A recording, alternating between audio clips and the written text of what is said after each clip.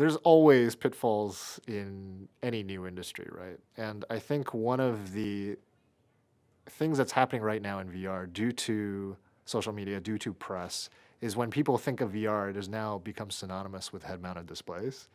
And I think that that is, while very exciting, because we have all these great head-mounted displays coming. I mean, Valve just announced the thing. Crescent Moon, Crescent Bay is supposed to be really amazing.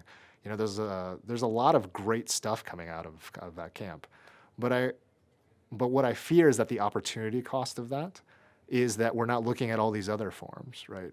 If you take a look at Room Alive, for example, from Microsoft Research, right? That's perfectly valid. Is that virtual reality? Maybe not in the same sense as a head-mounted display, but that's completely augmenting your space and changing it. And with head tracking, things popping out of the walls and you being able to interact with it, that's pretty immersive and definitely a virtual reality, right?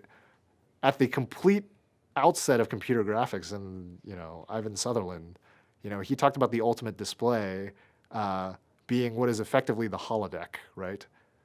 Where's my holodeck? Is the holodeck going to be a head-mounted display? Well, maybe, but there's many other technologies like cave technology or projection technology, or even just plain old here's a monitor with some head tracking.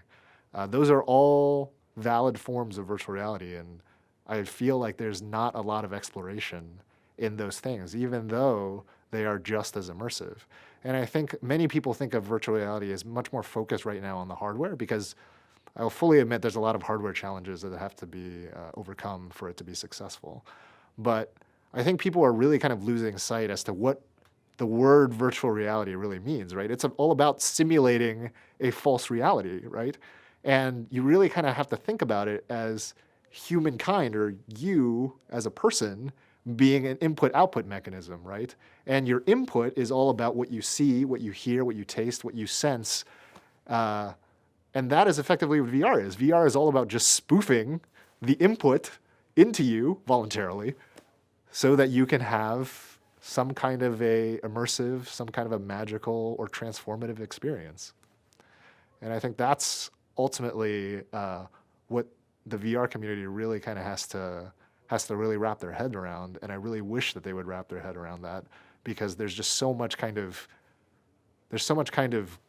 opportunity out there that can be grasped with all of this additional excitement. Man, I mean, the future, I am super optimistic about the future because of all of this stuff.